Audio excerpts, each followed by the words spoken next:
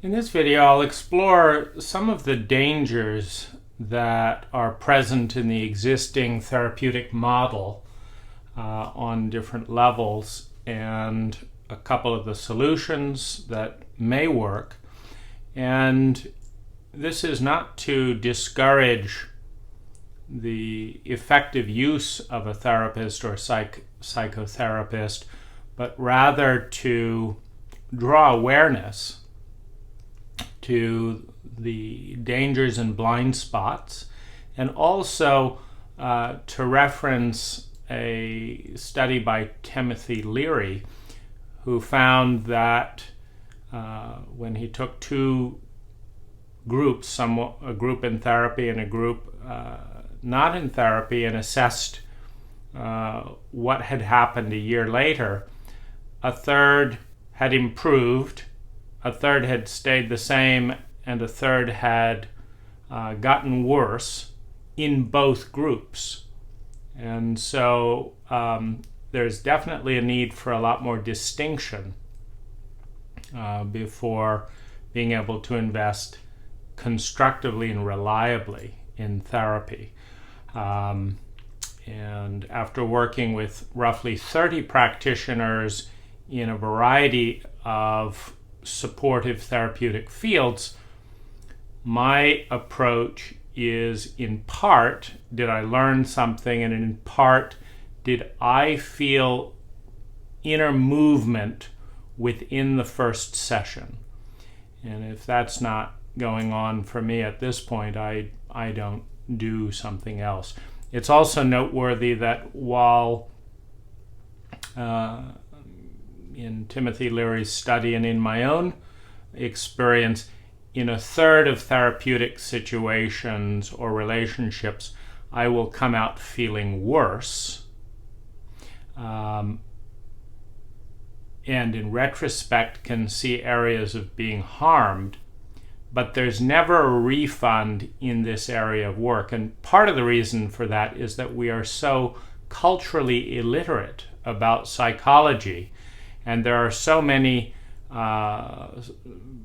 scattered and conflicting views about what to do and why, that no one can agree amongst a group of 10 people what is good therapy. I mean, you'll have one person saying that you were supposed to feel terrible after the first session because of blah, blah, blah, and you'll have another person saying, no, you never want to make someone feel terrible, and someone else says they have no idea. And so it's very much an area that's up for grabs, and this extends to psychics, to channels, and things like that, which you can easily see if you'll just consult 5 different psychics or 5 different channelers or 5 different astrologers about whatever it is you're talking about, and you're going to notice distinct differences and at times no pattern whatsoever.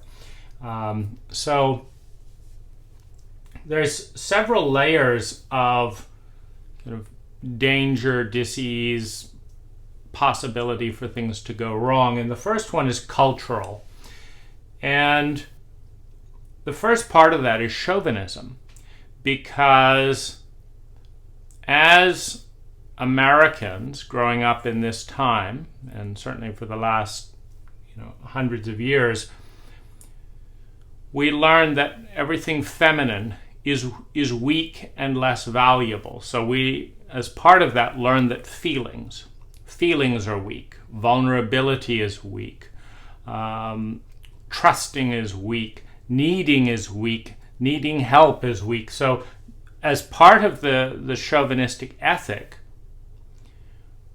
at birth, in media, growing up, we've digested and to some extent bought in to the idea that to be emotional, to have needs, to be vulnerable is weak and thus inadequate, inferior.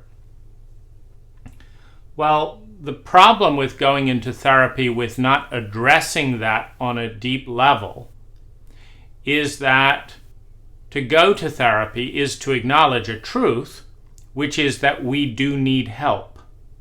We need to grow and learn with the help of kind and effective other people. But to go into that without unprogramming the cultural chauvinism is to say that I am weak and I'm worthless because I'm here. In other words, one's sense of self-image and value goes down simply by the fact that you're at a therapist's office. So this is a vulnerability. The second vulnerability in a culture that is illiterate about trauma, in a biological matrix in which unresolved trauma can get reenacted and re-triggered, number one. Number two, it should not be dealt with directly. You need to deal with it kind of through an intermediary filter that stops the re-triggering. And this can be dance, this can be family constellation therapy, this can be art. But you should not, in a number of situations, recount verbally and directly what happened in a traumatic moment. Or it risks reflooding the body with all the same things and creates a new trauma. Now, many therapists do not know this. They cannot discern between trauma and other issues. And they don't know the trauma protocol. So this is a very big risk that I've experienced across the board dealing with therapists. Another risk along similar lines is a lack of training. Another risk is I've never experienced the competent intake form. Now, this could just be I haven't done a Freudian analysis or something, but I haven't experienced the competent intake form, which means that a therapist that you're comfortable with is likely to be someone similar to your abuser, your parents, and they're not going to know how they're similar or how you're picking it up because they haven't taken the time to learn the pattern. So you actually have to understand the life pattern before you can begin to balance it and heal it. But many therapists fail to do that. Another cultural problem with the chauvinism that says your feelings are weak, your feelings are inadequate, which produces A, the people who have feelings don't want to talk about them in public,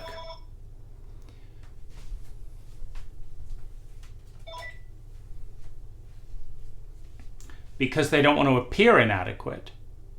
And the people who are listening don't want to listen to someone who is inadequate, meaning once you define depth of emotion as inferior, then anyone who's associated with depth of emotion loses social status. So you have the cool people, the sophisticated people, the valuable people. As soon as intense feelings come up, and in the stereotype it's of course from women who are lower status, get this emotional woman out of the space so we valuable people can respond and do things without feeling. Now, as soon as you create this program, now someone who listens to your deep feelings for 2-3 hours is obviously less important than someone who left early because they had more important things to do, making money, etc., which the culture deifies. But the answer that the culture says is, okay, since you must have some feelings, and since you've got to talk about them, go pay someone over there, and they'll listen to your feelings, and then we don't have to. and then you won't look weak and small because you had this secret conversation with someone who you paid, and because you paid them, they don't lose status because they're just shrewd business people who, they have to listen to your feelings for hundreds of dollars an hour. But that takes care of the issue. And if you have another feeling, we'll just go to your therapist and talk about it over there. But this cultural diet of sidestepping emotions means that the only person listening to all these feelings is the only person who can't change anything. If your boss regularly humiliates you and you feel humiliated, if you tell your boss might get the idea that they're being humiliating. If you tell your husband that you feel, valueless constantly because they always prioritize this and this and this over your feelings, they might have a chance of changing that. But if you tell the therapist and don't bring it to the world that's causing the impact, the rate of change in the culture slows down and it perpetuates the comfort zone. And so this is another cultural issue. Now there's also, when we move to the therapist level, many therapists are trained to be neutral. But this is not always healthy. It can be shaming and desensitizing. Imagine you're raped and you're in total grief. And of course, in some healthy cultures, your family would weep with you. You would spend a night in tears and in the arms of various people, and the neighbors would come in and cry with you, and there would be a healing and an acknowledgement about what a big deal this was. And you'd all move the emotion and the energy through the body with the tears, with gestures, with screaming and hurt and anger, and everyone would join in, and there's this huge release of energy.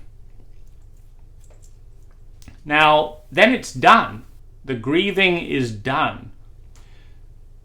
But in our culture, we say this isn't the appropriate time to have a breakdown, to scream, to weep, to cry. It's not an appropriate time. The time that you're actually being hurt in our culture is inappropriate. That's supposed to be done in therapy. So you shut down your physical body, which can create shock and depression. You go to the therapist, and then you're supposed to turn on your biology of emotion at the convenience of a therapist. Like, wait, don't feel grief and sadness and terror. Wait. Okay, your hour begins now. Now, move it out. We've got an hour here. And this is sociopathic. It's not attuning to the emotion or the body. It's asking the emotions and the body to attune to a stranger's schedule. And then it's saying at the end, that's enough. Turn it all off now. And then come back and turn it on again next week.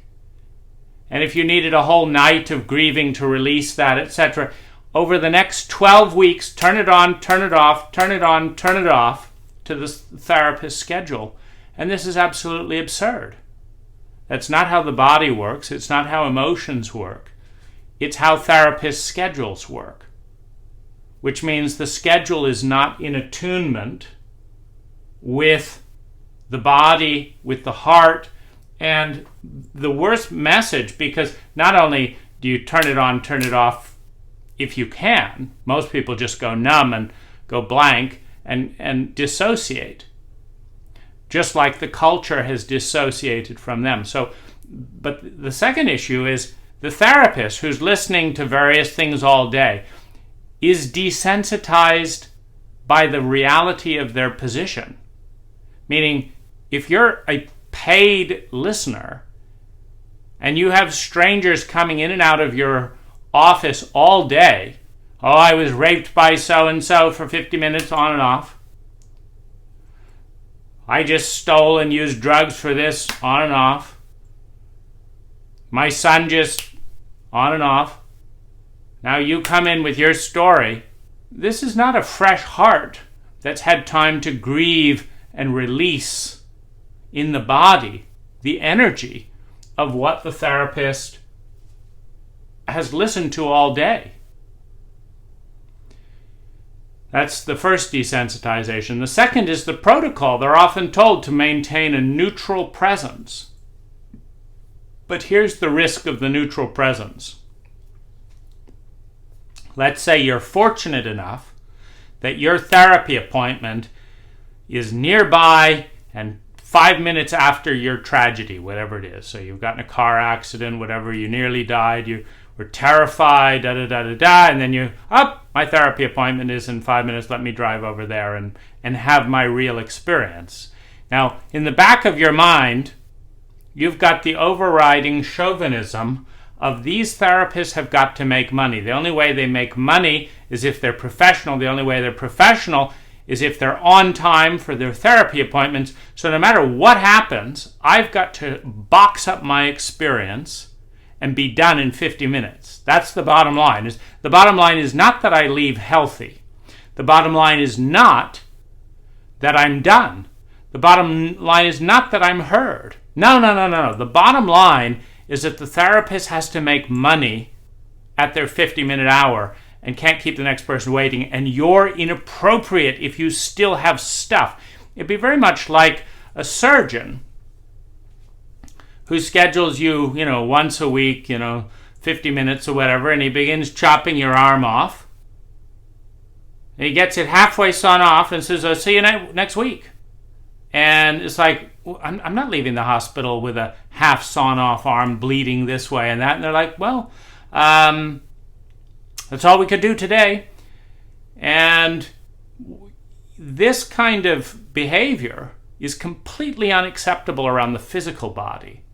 But we brutalize the emotional body with these kinds of protocols because our culture is so chauvinistic. We haven't done the research and science on the emotional biology enough to do as good a job with the emotional body as we do with the physical body. And it's, of course, very questionable with a lot of today's medicine whether we do a good job with the physical body. But at least we don't leave people with half sawn off arms and say, see you next week.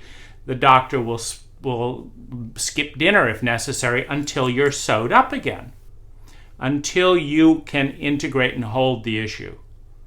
The doctor cannot even afford in therapy to ask that question, are you complete? Is there anything else you need?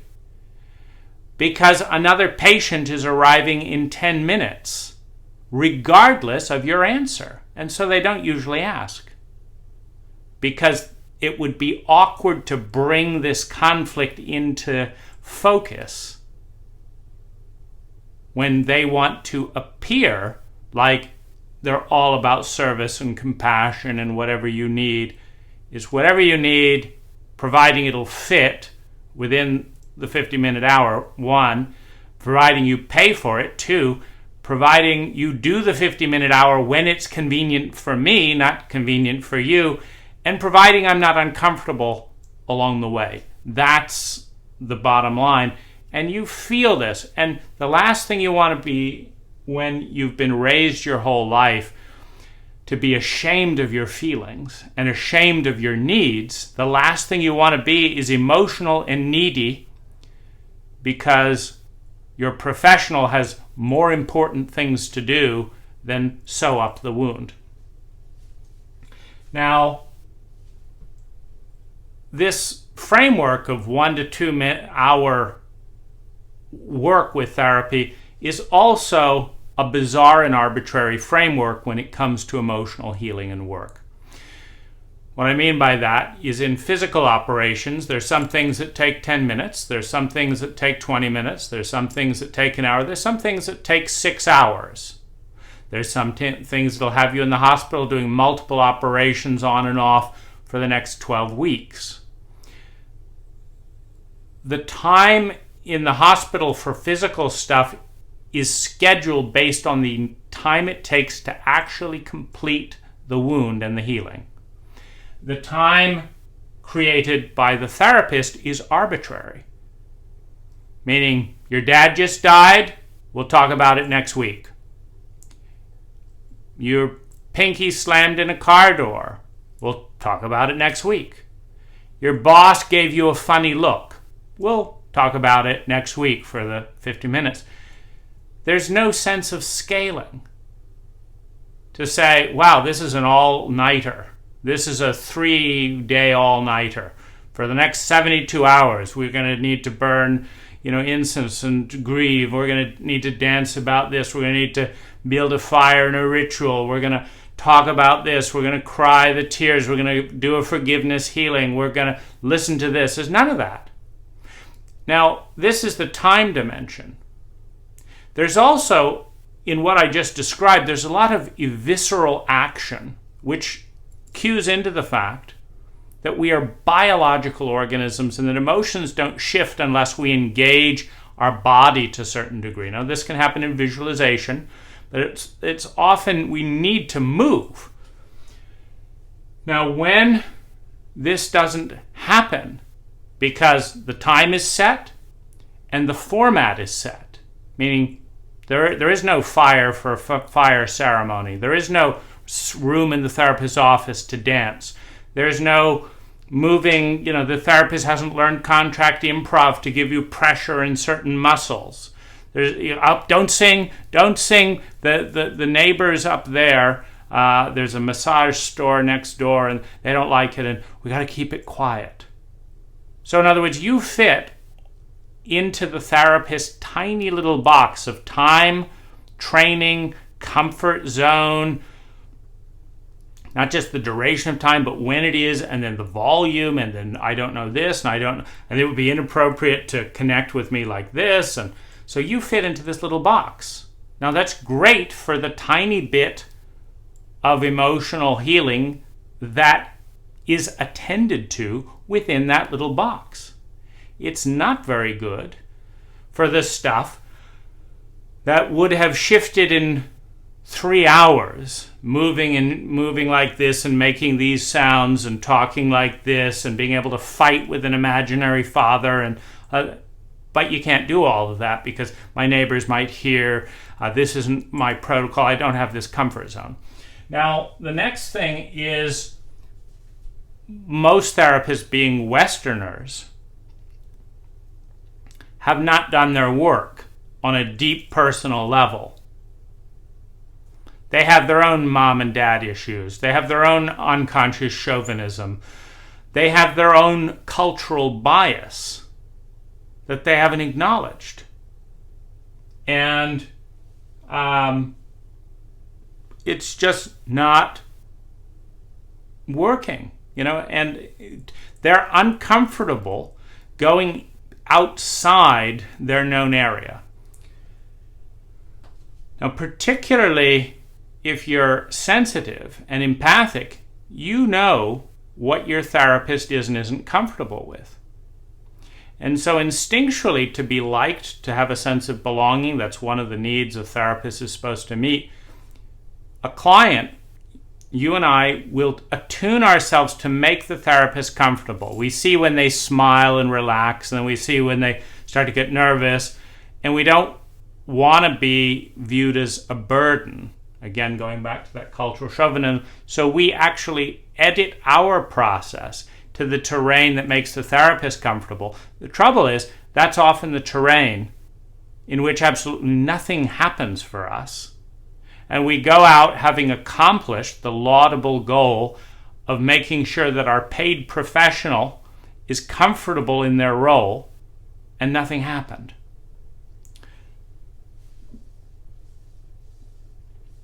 I've already touched on this, but there's a number of emotional technologies that are greatly amplified by engaging the body, and almost all therapists ignore that. Now, the next danger is when we come to the goal of therapy. There's another dimension. The goal of therapy. Now, most therapists, consciously or unconsciously, have a goal that the areas you're experiencing conflict with your environment go away because you adapt to your environment. This may not sound like a problem, and it may be exactly why you went to a therapist. When you're around angry bosses, you start to stutter, and you don't want to stutter, so you go to a therapist. Or when you're around sociopathic lovers who just want to fuck and look cool and don't want to be emotional, and you feel frozen with emotion, you go to a therapist so that you can fuck those cool lovers and not be emotional at the same time. In other words, your goal is to adapt to the environment that is triggering unpleasant physiological and emotional states. And this goal is based on the idea that if the culture is normal, meaning that most people are involved with it, it must be healthy. The problem with this goal is in many cases, your body, your feelings, your responses are more healthy than the environment that is producing them. In other words, you've got an accurate smoke detector installed, and someone sticks a shitload of smoke into your face, and the smoke detector goes off, and it screams, ding, ding, ding, ding, ding, and you go to the therapist and say, I can't focus with this thing dinging. And the therapist tries and helps you disconnect the battery from the smoke detector so that next time someone puts a whole bunch of smoke in your face, the thing won't go off. And you'll just breathe a bunch of smoke and pretend nothing's happening. And now you've adjusted to your environment. The problem is that this is often far from optimal. And it's fine if you know that. Meaning if you say, I have a terribly unhealthy boss, and I have a terribly unhealthy family, and I have a terribly unhealthy country, and I'm surrounded by them, and the only way I can cope is by adjusting and not, reacting so intensely to this because I can't escape. You know you're in a difficult country when they make it illegal to commit suicide. They're worried you might just get sick of all the insanity and pain and just leave. And leave them alone in the insanity. So you know there's a problem when the best they can do is realize that, gosh, there's a lot of people killing themselves because they're in so much misery around here. We don't want to change the misery, so let's just make it illegal that they kill themselves because we don't want them to escape. So integrating with the existing culture is often an unconscious default, which hides the fact that it is often the culture that is the very source of the problem. Now, the reason this is important to understand at a goal level is that the ultimate goal, the ideal goal, is that you are healthy and in a state of well-being. And in order to achieve that ideal goal, you are going to have to be in a somewhat healthy environment. Meaning, stick 100 babies in a room of carbon monoxide, and it doesn't matter if their goal is to pretend that purple skin as they're suffocating is the norm. Men even smile about it if you manage to keep, train them and stuff. They're going to die unless the gas is removed. When you're around fanatical, capitalist, money-making people that put money before individuals and put results before emotions and all this, it's a toxic environment for people and for emotions. It's not a toxic environment for money. It's a great environment for money. It's a toxic environment for people. Well, you're a person. And to try and just enjoy that is not necessarily as healthy as first trying to position yourself in a healthy environment. Now, the last piece that is unhealthy and dangerous is the model of psychotherapy and therapy in general within the Western framework is to focus all the attention on the individual. So you're presenting a symptom. So imagine one of those babies, purple with carbon monoxide in the room, comes into the therapist's office. The therapist is going to say, well, how do you feel about being purple? And why do you think you responded this way? And this and that. And it's all about the child, as if the child generated the carbon monoxide that turned them purple. The problem with this is you go away with great awareness of your flaws, but no awareness that those were healthy reactive behaviors for a room filled with carbon monoxide. More dangerously, you don't realize that there is a room of carbon monoxide. You don't understand the toxicity and how you're coping with it in various ways, and that the therapist doesn't understand the toxicity. Now, a healthy model for individual symptoms in the awareness that the microcosm, the individual, mirrors the macrocosm in a close relationship. If a child comes in purple with carbon monoxide poisoning, a healthy doctor doesn't ask the child why they'd like to be poisoned or whatever. They infer, the body is showing signs of carbon monoxide. Therefore, this body has just been in an environment filled with carbon monoxide. There is nothing wrong with this body, but the environment filled with carbon monoxide is a threat to this child. I don't need to fix the child if they're still alive, but I do need to clear the carbon monoxide from the room. I need to find out, can you do a carbon monoxide in their bedroom? Can we? What kind of flooring do you have? What do you have? Proper ventilation? You can diagnose the environment from the individual. Now, the same is true socially. When you see a terrified, regressed 6-year-old boy who can't look up, or a very shy man who has the emotional demeanor of a 6-year-old boy, you can diagnose the kinds of traumatic parenting experiences, the kind of cultural sociopathic protocols that have led to this person living 30 years in a regressed, terrified state within this culture. Because it just takes one person to do something about that.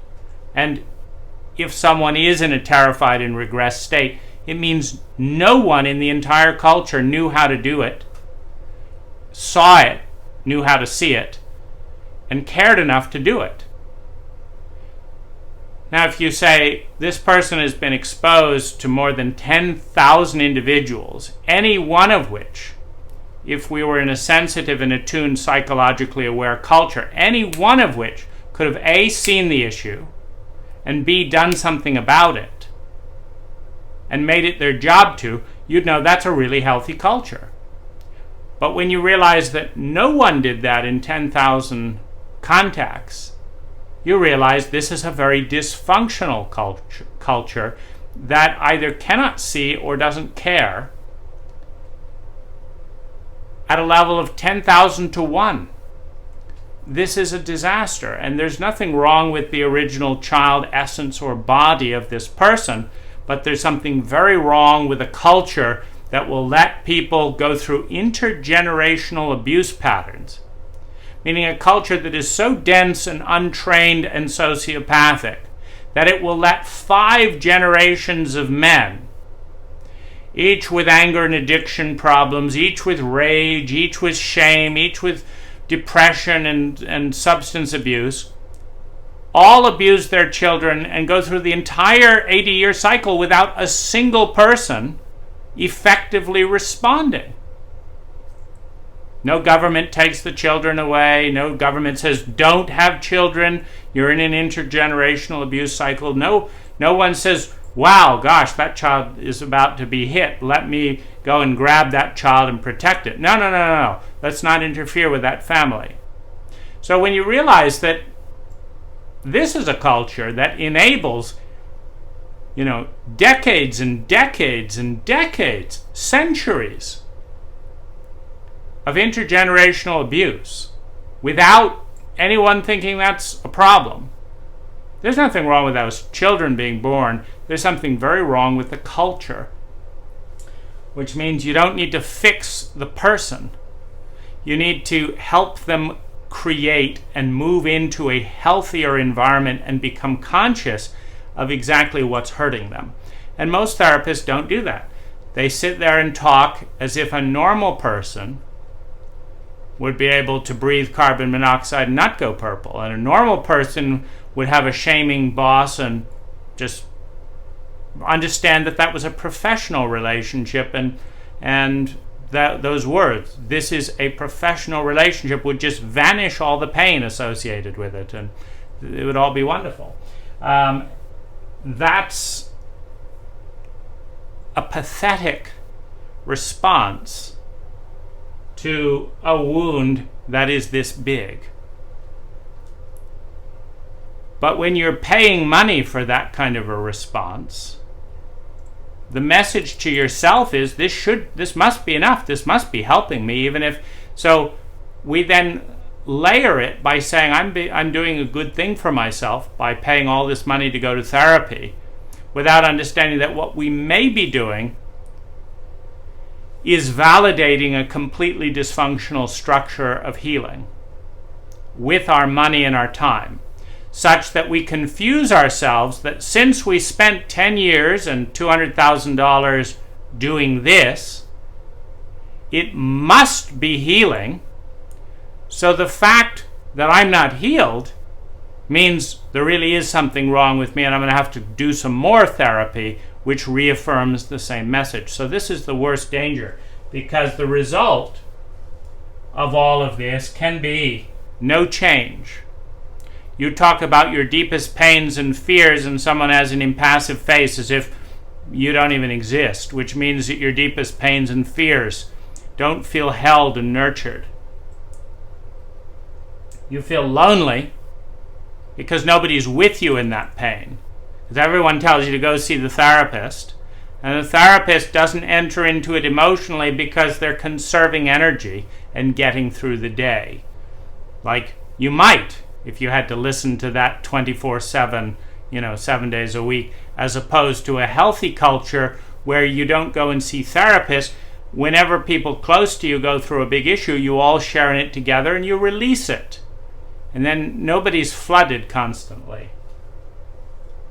The sense of worthlessness of having to pay someone hundreds of thousands of dollars just to listen to you because your feelings are so worthless that nobody would do it if you didn't pay them hundreds of dollars an hour. So that can be a dangerous connection that someone can read into it. Frustration that it's not working. This model is about 10% of optimal. It's not to say you shouldn't do it and it doesn't work at times. It's about 10% of optimal. Now, with something that's 10% of optimal, some part of you knows this could be going faster, this could be working better, and it's not, and it's frustrating. And if you communicate the frustration, I've done this with a number of therapists, it's frustrating to pay them hundreds of dollars for them to listen to how irritating their protocol is. And they're quite happy to take the money. I mean, they don't say, wow, this is crappy work, I'm sorry, here's your money back. They say, come back next week and you can tell me what else is crappy about my work, and pay me some more money. This ultimately can lead to shame. I'm not worthy. I'm not good enough. If I was good enough, I'd be healing. And it's the same deeper thing. In other words, just like the culture puts the pressure on the individual, the reality is that a profoundly sophisticated and healthy culture since birth would have at least 700% more human well-being than we experience here in the West, particularly in America. At least 700% more well-being if it was an optimal culture. But this culture doesn't like to examine its own flaws or its own shadow. So rather than own that and apologize to all of us and say, gee, we're so sorry that after 2,000 years of Western culture and all, this is the best we can do. Materialism, crappy bosses, working 12-hour days. We've invented a commute. You never had to commute 800 years ago, 6 hours in traffic. No, we've invented that. That's modernity for you. You never had to be stuck in some office with bizarre lighting, having fumes. We've invented that too. We've invented all this stuff that is hellish, and then we say, isn't it wonderful? You're lucky we're the modern age, as if it's this great accomplishment. There's people in the Amazon who haven't changed for 1,000 years that have a higher quality of visual sensory input, a higher quality of smell, a higher quality of sound, a higher quality of touch, that have more sex, lower, no mortgage, lower stress, more dynamic engagement and sense of belonging than the average American. And they don't need and aren't burdened with an iPod and all the stuff that we use to stress out with. They're not addicted to alcohol and opium and They have a higher quality of life on almost every metric, and they're helping the planet. And we pretend that this 1,000-year journey into modernity is this great epiphany of culture. You look around, there's power lines, you're smelling gas fumes, there's 50,000 chemicals in and around the earth, you're eating more toxins in the food, Monsanto's busy genetically modifying this and that and the other. You've got plastic bags and 500 years you didn't have to deal with any of that. This is what we've created as if this is this wonderful new thing.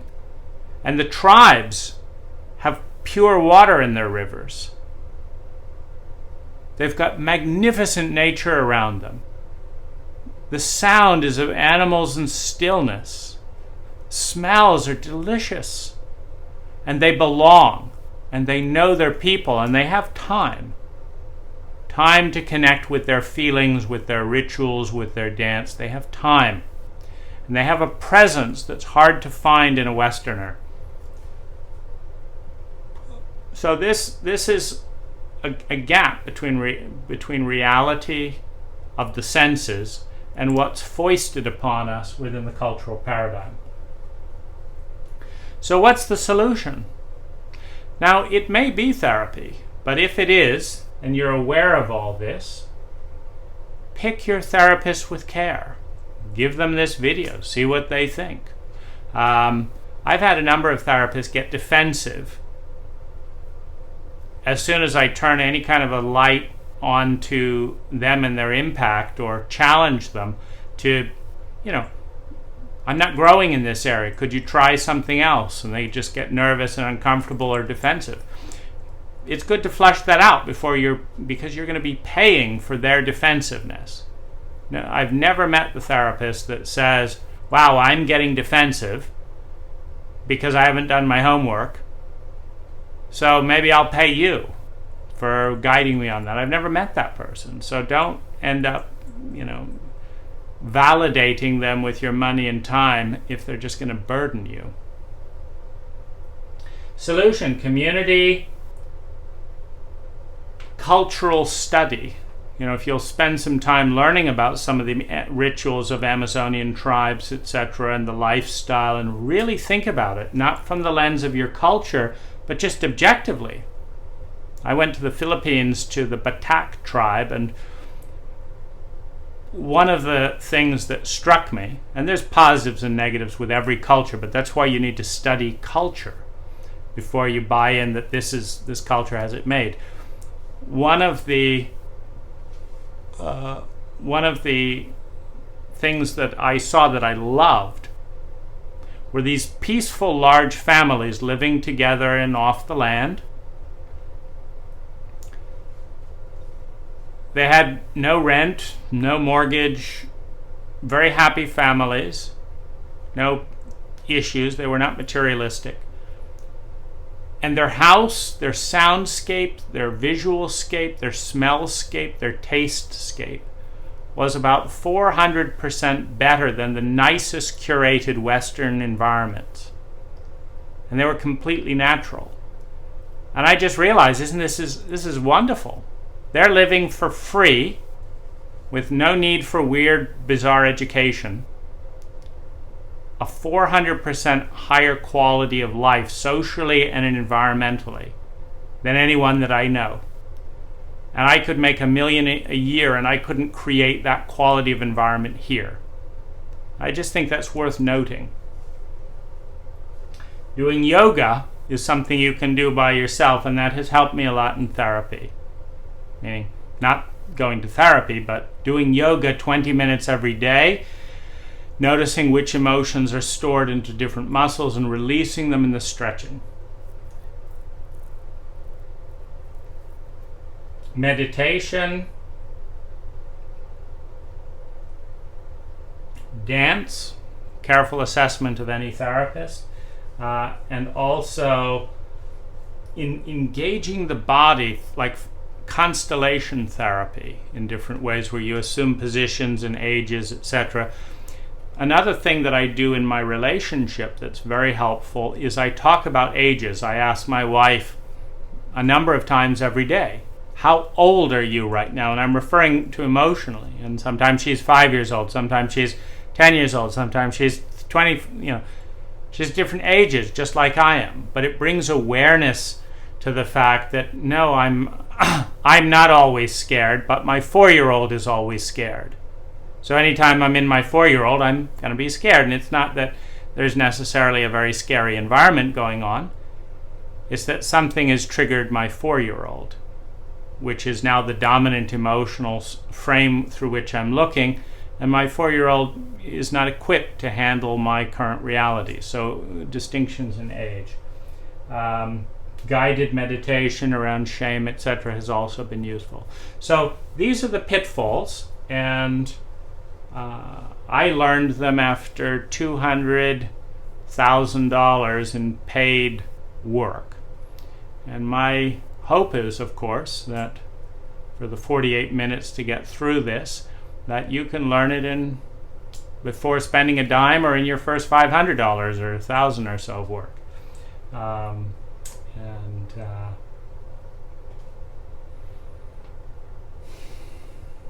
I want to close by saying most of what you have to deal with is given to you by this culture.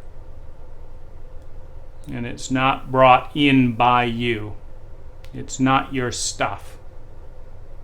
But it is the honor and the privilege of every one of us